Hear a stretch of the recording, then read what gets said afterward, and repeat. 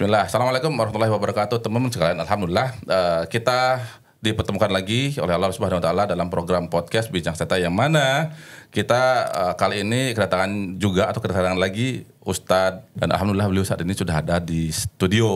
Kita sapa dulu beliau. Assalamualaikum Ustadz. Waalaikumsalam warahmatullahi wabarakatuh. Alhamdulillah. Kedua kalinya kita podcast ya. Ketemu lagi. Iya, ketemu lagi. Sebelumnya bahas masalah apa tuh? Kehidupan bersama Quran ya. Kehidupan bersama Quran ya. Nah, kali ini kita akan bahas suatu masalah yang dimana ini ada kaitannya juga dengan Al-Quran nih. Yaitu masalah dunia kepondokan atau dunia pondok pesantren. Oh, pondok pesantren. Ya kan? Karena antum lulusan alumni pondok pesantren nih, dari betul. kecil sampai kuliah pun pondok pesantren. Oke. Anda pengen tahu nih tentang kehidupan pesantren seperti apa? Betul. Ya, kalau ngebahas pesantren ya.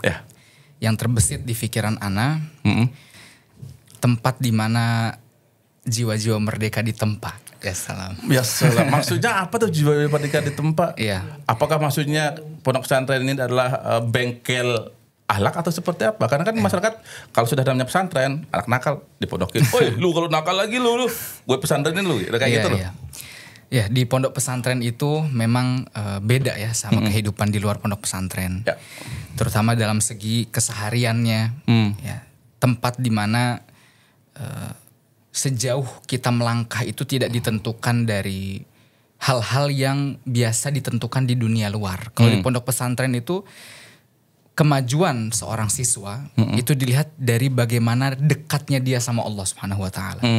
Tempat di mana sibuk hiruk pikuknya dunia itu diganti dengan tilawah-tilawah Al-Qur'an. Masya Allah, Masya Allah.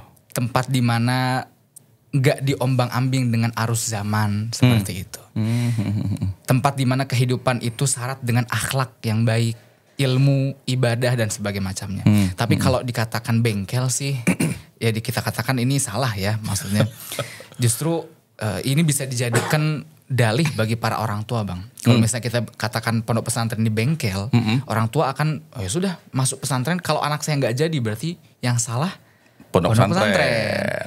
Padahal sebenarnya ya madrasah pertama kali seorang anak itu kan dari orang tua. Orang tua terutama ibu ya. Nah, wasilahnya dengan pondok pesantren.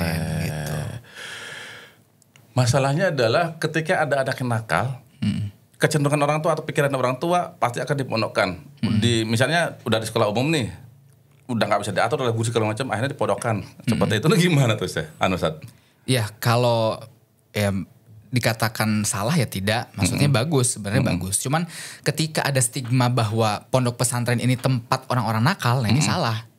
Justru pondok pesantren adalah wasilah untuk memperbaiki akhlak sang anak, untuk menjaga kehidupan anak dari kehidupan kehancuran di dunia luar seperti dari pergaulan-pergaulan bebas, pergaulan buruk. Ya, tempat di mana mengajarkan arti kehidupan yang sebenarnya itu betul. Tapi ada kan artinya dari sebelumnya dia di umum itu tanda kutip itu jadi pondok pesantren akhirnya jadi orang saleh. Oh gitu. Ya banyak justru banyak. Cuman tadi kan kalau tadi dari pertanyaan antum ada anak yang nakal langsung dilepas ke pondok, ini berarti tandanya orang tuanya berlepas diri, ini salah pastinya. Tapi ada gitu. Ada. Sudah di pondok pesantren dilepas sudah terserah mana ngapain orang gitu. Tua tuh tetap figur pertama. Wasilahnya tadi pondok pesantren itu yang benar. Oke, ini mengacu kepada pengalaman antum sendiri sebagai alumni pondok pesantren.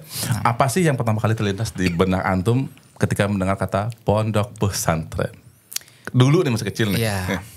Kalau dulu sebelum Ana masuk pondok pesantren, ini termasuk kekeliruan dalam istilahnya pendidikan Ana sebenarnya. Bukan berarti Ana nyalahin orang tua ya, bukan. Ya.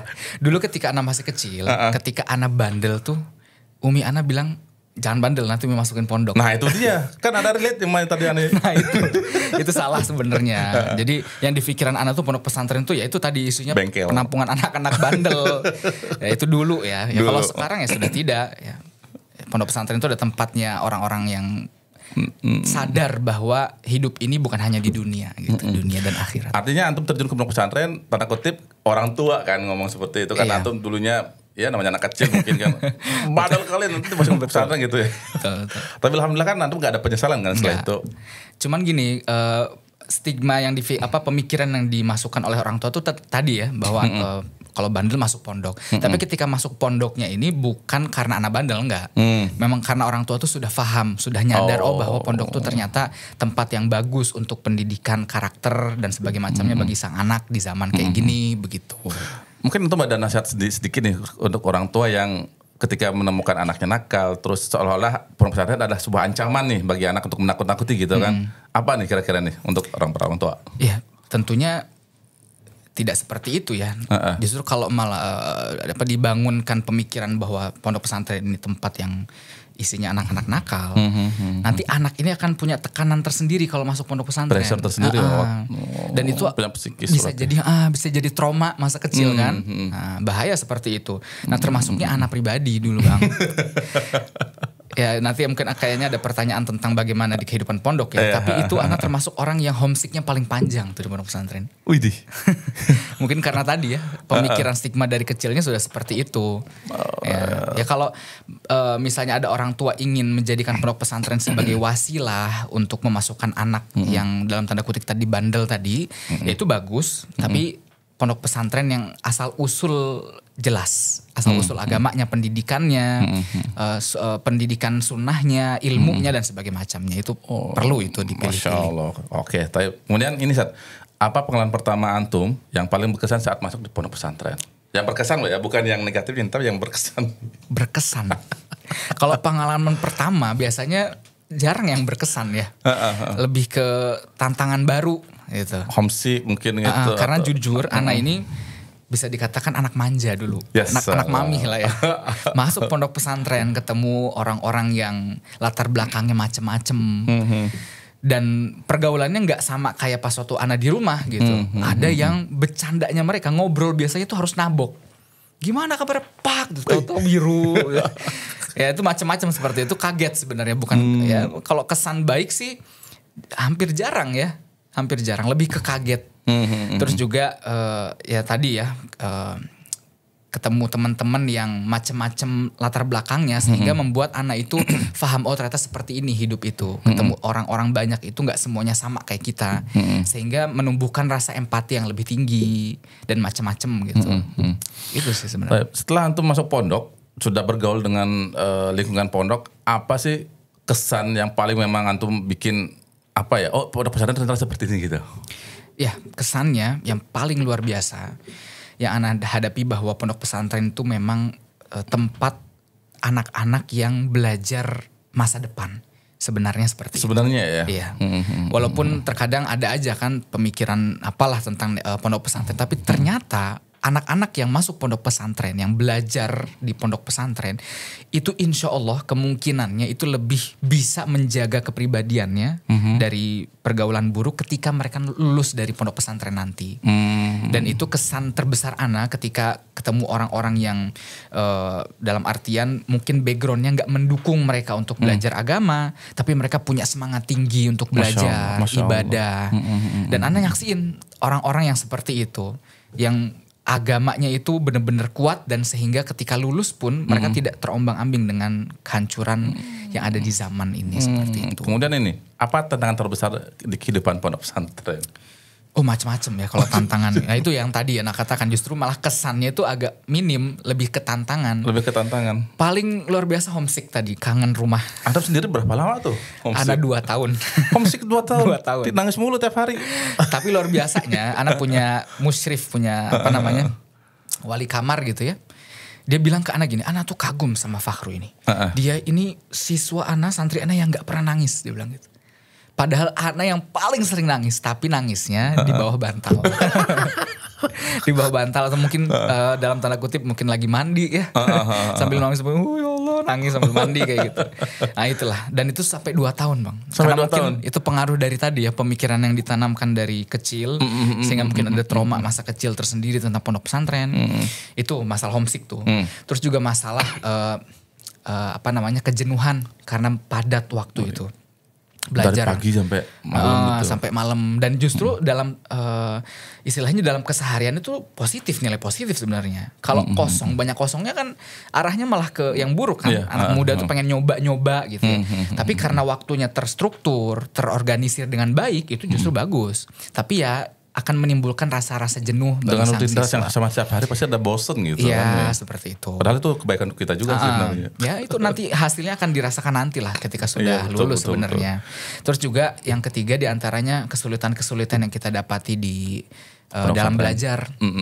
Ya ilmu-ilmu yang ya karena anak SD itu kan mungkin nggak belajar kayak ilmu sorof, ilmu nahwu, ilmu waris gitu-gitu nggak belajar. Tapi ketika belajar tuh ya Allah ternyata begini ya belajar ya gitu. Harus mengorbankan waktu lebih banyak sampai malam nanya temen berjuang dan sebagainya macam. Itu tantangan. Dari pengalaman antum belajar di pondok pesantren, umur berapa yang paling ideal untuk masuk pesantren?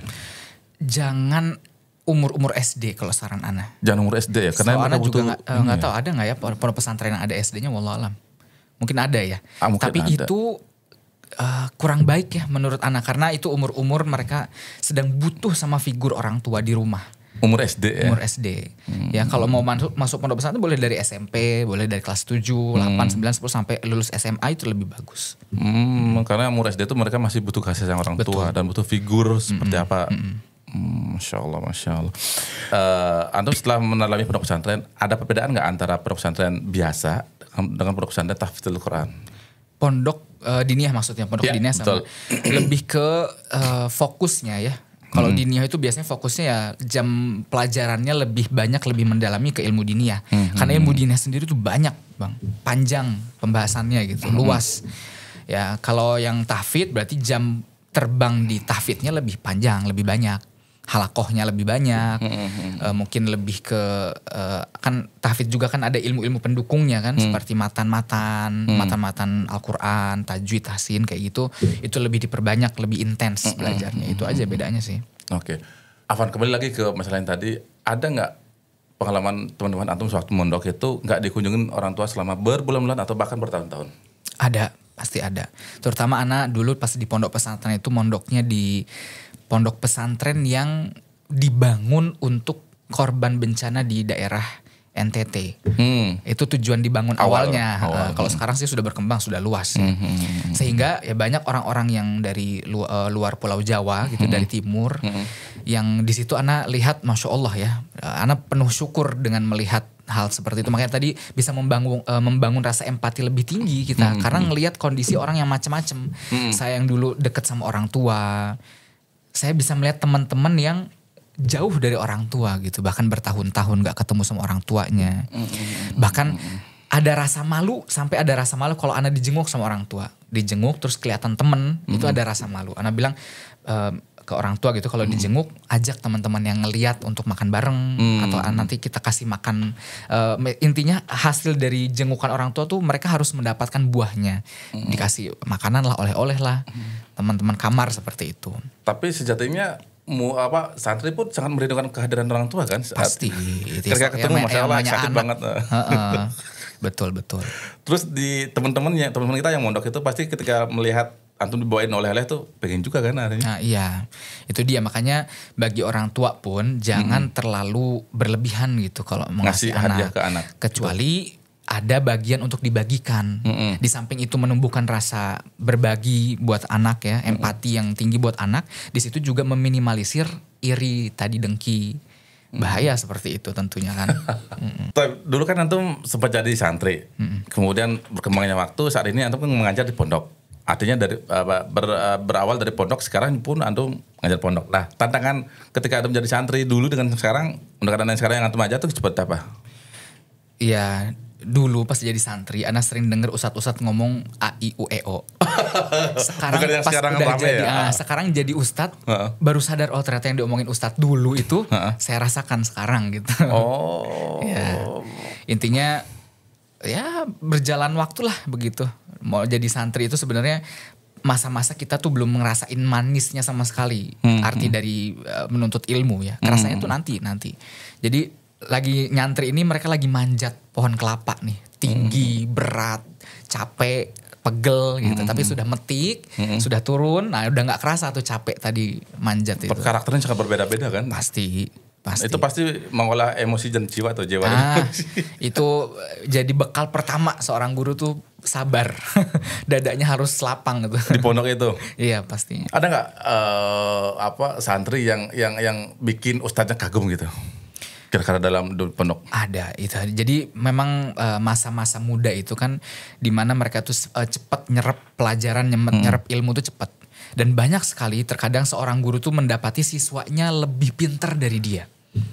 Lebih cepat nangkep dari dia itu banyak. Dari ustadznya gitu? Dari ustadznya. Bahkan terkadang ada siswa yang mengkritik, mendebat gitu. Ustadz bukan yang benar gini-gini nih. Oh iya benar, Masya Allah, jazakallah khair. Nah sebagai seorang guru gak boleh kalau dikasih nasihat terus, kamu ini masih kecil sok-sokan. Tapi ada ustadz seperti itu, gak mau dikritik oleh muridnya gitu. Bahaya kayak gitu tuh. Itu gak cocok jadi ustadz itu, mohon maaf. Karena dunia dakwah, dunia pendidikan itu ya syarat dengan tadi ya, koreksi. Ilmiah gitu lah ya. Harus tahu lah manusia itu pasti salah kan, masa mau dikritik nggak mau ya gimana nanti, malaikat dong mohon manusia. Iya. Tapi Ustadz, tanya selanjutnya Ustadz, gimana sih ketika seorang guru atau seorang ustadz mendapatkan murid yang bandel? Murid yang bandel. Murid yang bandel. Masya Allah, betul. Pertama, ya kita sebagai guru itu tidak boleh membandingkan siswa dengan yang lain, bahkan dengan diri kita. Karena mereka ini berbeda. Dan setiap siswa harus kita yakini ya, siswa itu punya kelebihan masing-masing, punya jalan takdir masing-masing, dan mereka punya waktu berkembang masing-masing. Bisa jadi bukan sekarang pas waktu jadi siswa, nanti udah lulus baru tahu apa arti ilmu, baru tahu berubah dari yang bandel jadi baik seperti itu. Itu yang pertama, sehingga nggak boleh ngejudge. Oh bandel nih nggak boleh. Dan kedua, kita harus tahu sebabnya apa. Sebabnya bisa jadi karena keluarga ya, mungkin dari background keluarga yang nggak ngerti. Sangat berpengaruh ya keluarga. Pasti itu. Dan itu yang Ana lihat ya, anak-anak yang bisa bener-bener bandel banget nih, bisa jadi pas di rumahnya juga orang tuanya mungkin atau sibuk masing-masing. Betul. Gitu. Atau bisa jadi karena ada pelajaran yang sulit, atau bisa jadi karena kangen rumah dan sebagainya, atau pergaulan temen dan sebagainya macam. Kita harus tahu sebabnya apa. Baru cara penanganannya. Biasanya santri yang bandel ya, yang Ana pahami, mereka itu kurang kasih sayang sebenarnya. Dari orang tua atau dari guru? Dari kehidupan mereka. Intinya yang namanya anak ya, mereka itu punya porsi kasih sayang di diri mereka. Oh, intinya mereka bandel itu demi mendapatkan attention. Betul, dari... bisa jadi. Dan itu kerasa bedanya Bang. Beda kalau ada anak yang soleh-soleh nih. Kita kasih yang namanya orang guru ya pasti harus ada punya sifat penyayang gitu kan. Betul. Kita kasih sayang, mereka langsung keterima sama mereka. Tapi anak-anak bandel dikasih kasih sayang sama guru, mereka apaan nih? Ini sesuatu yang baru. Dulu saya di rumah saya nggak pernah dapat kasih sayang ini, sehingga kerasa lebih canggung. Canggung ya benar ya bahasanya. Canggung itu kayak dan ngerasa beda. Mereka lebih kayak tunduk, ngerasa ini dulu saya nggak dapetin kasih sayang kayak gini di rumah. Makanya pertama kali kalau dapetin santri bandel, kasih sayang yang bikin dia kenyang sama kasih sayang itu. Kalau masih bandel juga, jangan justru sorogin ya gitu. Oh ini bandel nih dijauhin, diinjek-injek. Nah, justru malah bikin dia tambah bandel nanti. Kasih sayang bikin dia porsi kasih sayang di dirinya yang kosong ini terpenuhi. Seperti itu. Sehingga udah dikasih sayang, kalau masih bandel lagi, nah di sini baru kasih ketegasan dan ini sesuai ya. Maksudnya treatmentnya tuh beda antara satu siswa dengan siswa yang lain. Makanya seorang guru memang awalnya usulnya harus penuh dengan kasih sayang, tapi diimbangi dengan ketegasan. Gak kasih sayang mulu gitu kan. Nanti diajak-ajak mau murid. Ya, tapi ini juga ada pemikiran yang salah nih. Ketegasan tuh bukan berarti keras, bukan Bang. Dan kasih sayang tuh bukan berarti lemah, bukan. Tegas itu adalah ketika punya prinsip peraturan. Seorang guru punya peraturan dan peraturan ini benar-benar dijalankan. Dan kasih sayang itu tadi lebih dekat sama siswa, tahu perasaan mereka, nggak ngejudge mereka, itu kasih sayang. Dan ini diimbangkan. Kalau ada anak yang misalnya yang melanggar ini, yang bandel ini dalam artian pemalu, pendiam, maka lebih kedepankan kasih sayangnya dengan kata-kata yang baik. Kenapa kamu seperti ini, sebabnya apa? Kalau ada anak yang begajulan, kalau kasih sayangnya dikedepankan salah nanti. Mereka malah meremehkan kita. Lebih ke ketegasannya. Ditegasin dengan tegas yang mendidik ya, bukan hukuman-hukuman yang bersifat membuat trauma, enggak. Jadi harus berjalan dua-duanya ya. Betul. Jangan tumpang tindih gitu ya. Nah kalau masih bandel lagi ya sudah, orang tua harus dipanggil. Karena yang bisa orang tua, ini tanggung jawab awalnya. Anda pernah membaca, kalau asalnya perkataan Ali ya, bahwa apa yang pernah kita dapatkan dulu nggak bisa sama kita praktikkan kepada anak-anak zaman sekarang gitu. Akhirnya harus menyesuaikan zaman gitu ya. Betul banget itu, betul. Karena memang ya itu tadi ya istilahnya terkadang ya sebagai orang tua ya, mereka nggak tahu kehidupan zaman sekarang seperti apa, mereka nggak tahu. Iya. Sehingga mendidiknya pakai didikan mereka yang lama dan nggak bakal jadi tuh. Mungkin jadi, dulu kalau misalnya kita dididik dengan sendal, dengan sabuk ya, dengan sapu lidi, kita nurut. Sekarang enggak. Mereka bahkan ada anak ngelaporin orang tuanya ke penjara tuh, ke polisi. Beneran. Orang tuanya dilaporin. Makanya beda treatment. Kalau kata ahli pendidikan ya, anak-anak zaman sekarang itu seperti kita masak di kompor yang apinya kecil. Jadi kecil, pelan-pelan, tapi diperhatikan terus. Nah, nggak bisa kita langsung, oh kamu gini, langsung dipekul enggak. Mereka bakal jadi mungkin kabur lah. Jadi tambah bandel. Kalau zaman sekarang beda. Kalau dulu kita nurut banget. Enggak, kalau zaman sekarang kita nasihatin. Istilahnya mungkin perhatiannya lebih besar, dalam artian mengawasinya lebih besar, tapi untuk menanganinya nggak sekenceng dulu. Dengan nasihat berkali-kali diulang-ulang, doanya jangan lepas sebagai orang tua dan sebagai macamnya. Itu sangat relate banget ya apa yang dibilang ahli gitu ya. Betul. Tapi sebagai alumni pondok di pondok pesantren, apa kira-kira peran pondok dalam membentuk karakter santrinya ini? Karena kan dari ribuan alumni pondok pesantren itu pasti ada yang A, B, C, D segala macam gitu. Kenapa nggak jadi satu warna gitu? Nah, peran pondok pesantren itu beda, bisa dikatakan lebih dalam daripada sekolah-sekolah umum. Kalau di pondok pesantren itu santri-santri diajarkan kebersamaan, kekeluargaan, gimana mereka hidup sama teman-teman, sama guru. Itu keluarga seperti keluarga. Dan kehidupan mereka itu syarat intens dengan ibadah dan ilmu selama 24 jam. Beda kalau di sekolah luar, bisa jadi siswanya pas di kelas Masya Allah alim, pas keluar begajulan, kita nggak tahu tuh. Tapi kalau di pondok pesantren bener-bener kekeluarganya intens. Terus juga masalah kemandirian, masalah kesederhanaan ini yang paling penting. Karena kalau seorang anak yang dari kecilnya istilahnya dipengaruhi dengan kehidupan yang jauh dari kesederhanaan, mereka akan nggak bisa menghadapi dunia luar nanti, karena dunia luar itu keras, macem-macem urusannya nanti kan, ketemu sama orang-orang yang latar belakangnya macem-macem, dan itu dipelajari ketika di pondok pesantren, belajar sabar, belajar ibadah, belajar tekun, dan masih banyak lagi.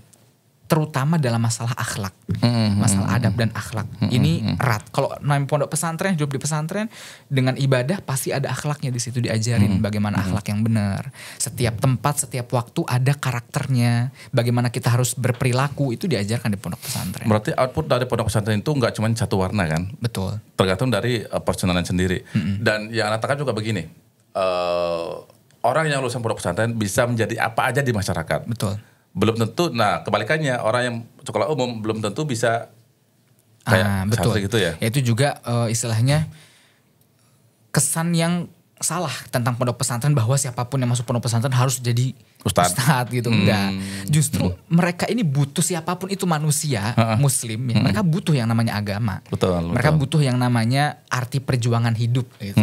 Tahu ilmu syar'i. Nah, itu justru itu yang terjadi pelanggaran-pelanggaran sekarang di tingkat tinggi ya, dalam tanda kutip.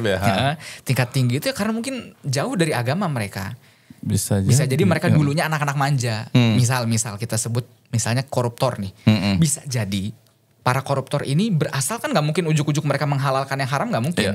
Ada sebab kecil, bisa jadi mungkin dari orang tua misalnya yang dulu udah gak apa-apa lah bolos sekolah. Yang penting nanti Umi bisa bilang ke gurunya misalnya. Seperti itu. Dari orang tua itu ngajarin dari orang tua. Itu kan hal yang kecil kan. Nanti pas udah gede itu membesar juga. Oh ya dulu orang tua saya mengajarkan gak apa-apa kok. Yang penting gampang, nanti mau minta maaf. Nah gitu kan. Sehingga orang-orang yang koruptor tadi berpikir bahwa dosa korupsi itu bisa dihilangkan dengan meminta maaf. Padahal gak bisa hilang. Cara hilangkannya itu adalah dengan dimaafkan. Tapi apakah satu negara memaafkan? Ya enggak, yang jelas kan. Itu contoh aja Bang. Siap. Kemudian ini nih, beranjak sedikit gini. Apa pelajaran hidup yang paling berkesan buat antum nih sebagai alumni pondok pesantren? Sehingga nah sekarang kan sudah menghadapi dunia luar nih, tanda kutip gitu kan. Apa paling berkesan? Ya itu tadi, kita punya prinsip, kita punya keteguhan, kita punya kebanggaan sendiri sebagai seorang muslim. Ya.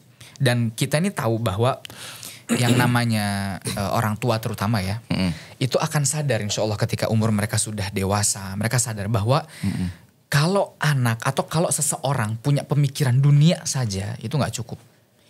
Bahkan ya, Ana pernah mendapati ya, atau bahkan ada kalau nggak salah di YouTube itu, ada seorang persaksian seorang dokter yang mana dia bikin buku bagaimana cara menyekolahkan anak sampai luar negeri, sampai sukses. Ya. Buku ini dicetak ratusan eksemplar seperti itu. Ketika dokter laki-laki ini, si bapak ini sudah tua, qadarullah istrinya meninggal. Sehingga ibu dari anak-anak yang di luar negeri tadi meninggal. Dan tidak ada satupun anak yang mau datang. Alasannya macam-macam. Ada yang bilang sibuk pekerjaan, ada yang bilang sibuk pasien, ada yang bilang segala macam alasannya. Padahal ini ibu sendiri loh.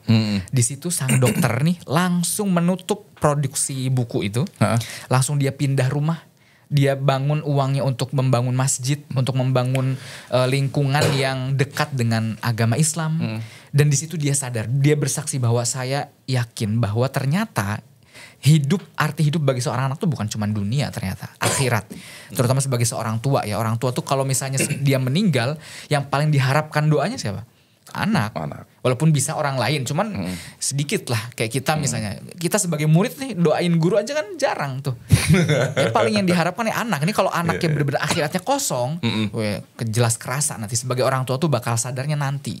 Nyesel gitu. Nah sebelum itu menyesal, sekarang lah kasih pemikiran bahwa hidup itu bukan cuma dunia, akhirat, agama, akhlak. Seperti itu. Nah itu yang mahal sekarang ini. Betul, pasti. Oke. Ini kan rame beberapa waktu lalu masalah kehidupan di pondok, yang mana di pondok itu diidentikan ada bullying. Atau prank-prank segala macam itu. Itu gimana antum menyikapi hal tersebut? Iya. Terutama anak pribadi ya. Kalau ada pondok pesantren yang ada pengeroyokan, ada bullying di dalamnya dan tidak teratasi, jadi masalah ini tidak teratasi, maka ini bentuk kegagalan pondok pesantren itu sendiri. Ya, bentuk kegagalan. Pondok pesantrennya? Iya. Gagal dalam pendidikan. Karena sebenarnya bullying itu bukan hanya di pondok pesantren. Karena pondok pesantren ini identiknya dengan agama tadi, mungkin sorotannya lebih gede ke pondok pesantren. Sebenarnya lebih parah di luar sebenarnya. Tapi ketika ada kejadian seperti itu, maka harus segera ditangani dengan sebagaimana mungkin bisanya gitu ditangani gitu. Dan itu tugas pondok pesantren. Walaupun sebenarnya bullying itu bukan di pondok pesantren. Kalau katakan pondok pesantren syarat dengan bullying, ini salah. Di luar lebih bahaya, lebih hancur malah. Mungkin karena dilihat di situ adalah agamanya yang dominan, sehingga itu yang dilihat. Betul. Nah justru pondok pesantren yang memiliki pemahaman yang benar ya.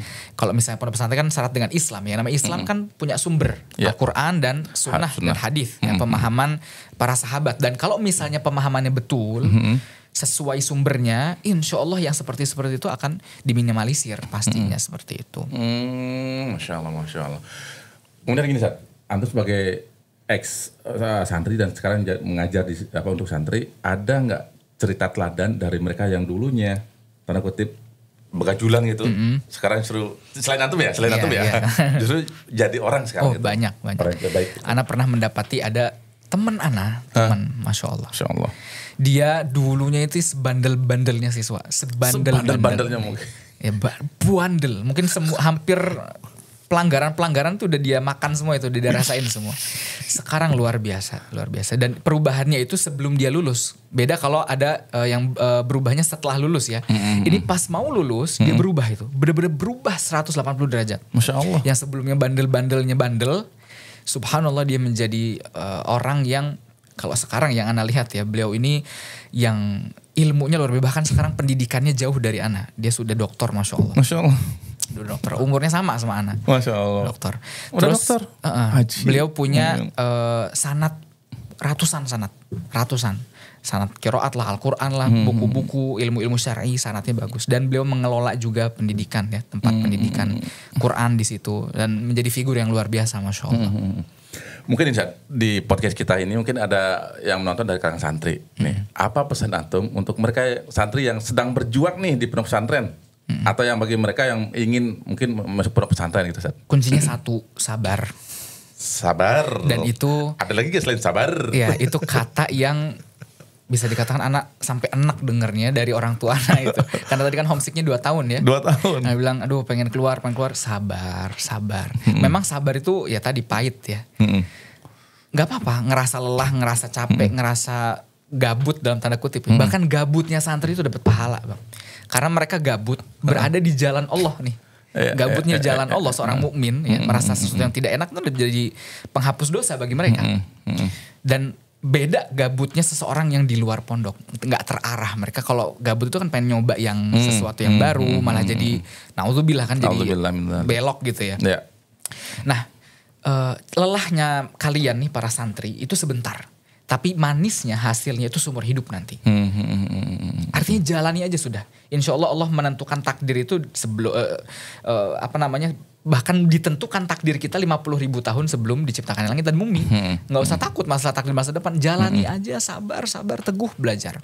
Dan yang paling penting adalah bahwa kalian ini tidak perlu memikirkan dunia luar lah. Itu akan datang sendiri. Dan itu siswa tuh santri juga ngerasa yang mantan yang sudah lulus dari pondok pesantren ngerasa itu. Ketika mereka di pondok pesantren itu benar-benar pikiran tentang hidup luar itu kosong. Dan ketika keluar jalan sendiri mengalir karena memang yang menentukan takdir itu Allah Subhanahu wa taala. Lalu yang selanjutnya paling penting ya bahwa keberkahan ilmu seorang penuntut ilmu itu tegak lurus dengan hormatnya mereka sama guru.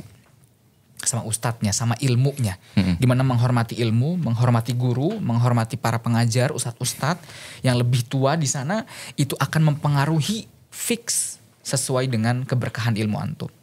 Seperti itu. Masya Allah, asik nih Masya Allah untuk para calon santri. Jangan ragu deh, Insya Allah udah menentukan ya. Kemudian saat ini di pondok pesantren kan antum pasti banyak punya teman kan. Yeah. Nah kalau sekarang udah dewasa ini, antum menemukan ada teman antum yang tanda kutip lebih sukses dari antum di masalah keduniaan ya. Itu gimana tuh pendapat antum? Ngeliat, dia ternyata udah juat, udah punya usaha, udah segala macam, bla. Padahal dulunya sama-sama mondok. Iya. Kalau dikatakan bagaimana pendapat sebagai seorang santri, ya itu tadi santri itu sebenarnya selama di pondok pesantren tuh mereka meyakini bahwa arti kehidupan itu sudah dijalani, sudah diatur sama Allah Subhanahu wa taala. Sehingga kalau ada yang seperti itu karena kita belajar agama ya sudah, ini memang Allah Subhanahu wa taala yang mengatur dan setiap manusia itu punya beban masing-masing yang Allah tentukan gitu. Enggak semua berarti dia sukses enggak dapat musibah. Enggak dong gitu kan. Yang zahirnya itu ya sudah Allah yang ngatur. Kita lebih terima takdir seperti itu. Artinya tadi kan lebih mengetahui bagaimana cara menjalani kehidupan yang sebenarnya. Gitu. Masya Allah. Kemudian nih kita menjelang detik-detik terakhir, kayak podcast ini dalam siapa namanya sensor gitu detik-detik terakhir.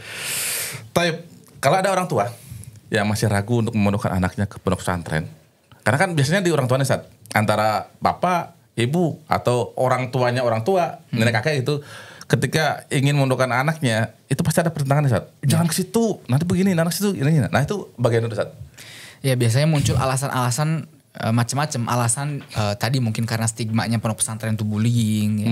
Sebenarnya tidak, justru pondok pesantren itu kalau menurut Ana ya itu ya selama itu pemahamannya betul ya sesuai Al-Quran dan Sunnah gitu, itu minimal masalah bullying seperti itu. Dan kalaupun ada pasti langsung segala macam ditangani itu dengan berbagai macam cara seperti itu.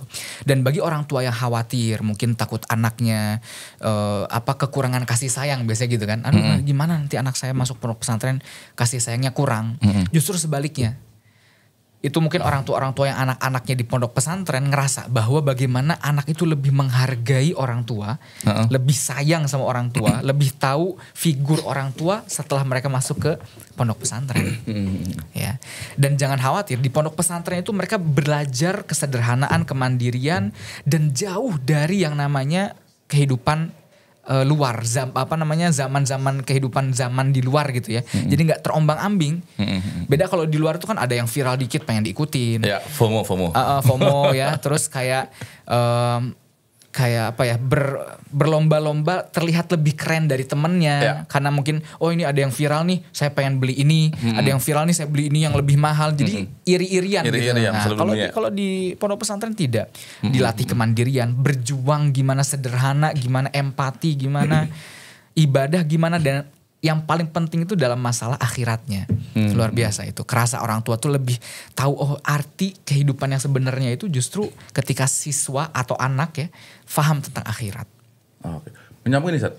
Ada nggak pengalaman antum dari orang tua di mana mungkin mereka punya banyak anak itu, atau beberapa anak itu kan, ada sebagian yang dikirim ke pondok pesantren, ada sebagian yang mungkin dikirim ke sekolah umum, dan perubahan setelah jadi orang tuh, oh ternyata yang pondok pesantren begini, yang sekolah umum begini. Ada nggak pengalaman seperti itu? Banyak. Dalam artian maksudnya sisi negatif apa maksudnya ketika memasukkan anak ke pondok pesantren baru bahagia gitu, sadar? Enggak, maksudnya ada orang tua punya dua anak lah, anggap gitu kan. Oh, 2 anak ya. Yang satu dimasukkan ke pondok pesantren, yang satu ke sekolah umum. Ternyata setelah dewasa yang jadi yang alim di pondok pesantren justru jadi anak beneran gitu. Oh iya, betul ada siswa yang seperti itu, yang orang tuanya bahkan sampai bilang seperti ini. Ustadz, saya pengen anak saya bisa sholat yang bener, bisa baca Quran yang bener, bisa tahu agama yang bener. Udah, saya senang di situ. Kenapa kok sampai seperti itunya gitu kan? Ternyata dia punya anak-anak banyak dan sukses, tapi ternyata jauh dari agama. Dia bilang, saya nggak mau ini anak saya, ini harapan saya nih, akhirat saya terakhir, jangan sampai dia seperti anak-anak saya yang lain gitu. Ada. Kemudian gini, Sat. Di masyarakat kan ada stigma bahwa anak-anak pondok pesantren ini kalau liburan nakalnya super. Mereka mengibaratkan ayam yang dikurung, ketika dilepas udah seliar-liarnya kayak gitu. Itu gimana cara menepis stigma seperti itu, Sat? Kalau itu ya sebenarnya bukan dari pondok pesantrennya, lebih ke anaknya, kan hidayah dari Allah kan. Betul.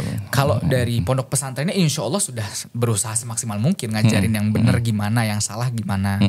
Makanya kalau anak ini liburan, perannya diestafetkan ke orang tua. Jadi kalau ada anak yang bandel, bisa jadi orang tuanya. Ada misalnya gini nih, kayak Ustadz, saya mah suka kasihan kalau ngeliat anak saya bangun subuh di rumah pas liburan, karena di pondok udah sering bangun jam 3:30. Berarti orang tua yang bentuk karakter, yang berubah karakter. Terus Bu, gimana anak ini bangunnya? Gak apa-apa lah, saya bangun jam 6 pagi, jam 7. Bu, kalau seandainya ini orang lain ya, bukan Ana ya.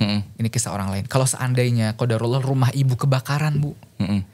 Kira-kira anak ibu bakal ditolong gak? Oh ya pasti, saat masa saya gak tolong gitu. Bu, ini apinya api neraka, Bu. 70 kali lipat lebih panas dari api dunia. Kalau anak ibu gak dibangunkan sholat subuh. Dan ibu nih akan diminta pertanggung jawab. Oh iya, Bu. Baru nyesel setelah itu. Karena memang orang tua sudah ini jadi masalahnya. Karena gini juga, Sat. Santri ketika dia baru pulang dari pondok itu akhlaknya masya Allah masih terjaga tuh. Tapi setelah beberapa pekan balik ke pondok, orang pondok bingung nih kok berubahnya drastis gitu. Kayak awal begitu masuk ya? Lagi ya. Ya biasa bener seperti gitu ya? Iya. Ya biasa seperti itu. Tadi lebih dari ke rumahnya ini orang tuanya. Karena tadi sebagaimana Ana sebutkan bahwa pendidikan anak ini intinya dari orang tua dulu. Pondok pesantren ini wasilah gitu. Tapi ya sebenarnya lebih bagus juga ya bagi pondok-pondok pesantren gitu. Kalau liburan pun masih dijaga halakoh, misal halakoh Qur'annya. Sehingga masih ada ustadz-ustadz tuh masih bisa ngasih wejangan-wejangan, motivasi-motivasi walaupun lagi liburan. Jadi gak apa-apa halakoh Qur'an dengan online kan sekarang bisa. Seperti itu. Kemudian terakhir banget nih. Harapan dan doa untuk dunia pesantren.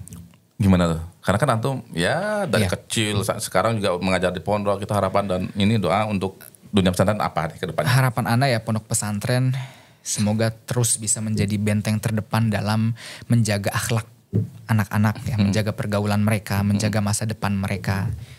Ya, terus juga harapan Ana bagi para santri-santri yang di pondok pesantren semoga diberikan istiqomah ya, ketetapan, sabar tadi ya.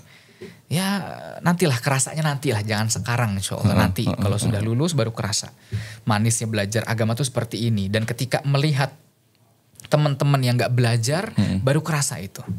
Bahkan sampai ada cerita itu Bang. Ada pengen cerita sedikit gak apa-apa? Gak apa-apa, santai aja. Ada anak perempuan nih, anak kecil. Dia ketika setelah pulang dari sekolah, anak SD ya, pulang dari sekolah diajak sama abinya ke kutab, ke madrasah, sekolah Quran. Sedangkan teman-teman seumurannya bis pulang sekolah itu main, ada yang main lompat tali, ada yang segala macam main. Dan dia ketika ke madrasahnya, ke tempat belajar Qurannya itu ngelewatin lapangan teman-temannya main. Setiap hari begitu. Sampai 3 bulan. 3 bulan tiba-tiba pas digandeng sama ayahnya, ini anak perempuan ini nangis. nangis, tapi yang nangisnya itu sambil natap matanya ayahnya itu kan. Ya Allah. Jadi kan istilahnya air mata anak Ngebayangin perempuan. sedih banget ya? Air mata anak perempuan bagi sang ayah kan waduh diterpa ombak besar itu. Ini kenapa nih anak, kenapa kamu? Tiba-tiba anak ini nyebut perkataan mungkin udah ditahan dari 3 bulan lalu. Abi itu sayang gak sih sama aku? Gitu. Oh kenapa kamu nanya kayak gitu? Kenapa cuman aku yang disiksa gak boleh main kayak teman-teman aku Bi? Dibilang disiksa. Abinya ya cuman bisa diem ya. Kalau bukan karena Allah Subhanahu Wa Taala yang bikin teguh hati sang Abi. Ya. Abi ini tahu oh ya berat pasti sang anak. Gak apa-apa sabar. Nanti insya Allah kalau sudah gede kamu ngomong lagi sama Abi ya gitu. Dia nangis tuh. Kenapa? Karena ngerasa kenapa cuman aku yang dikhususkan untuk ngafal Quran setelah pulang sekolah. Teman-teman aku pada main gitu, pengen kayak gitu, punya umur apa istilahnya bagian dari umur aku tuh pengen gitu si anak.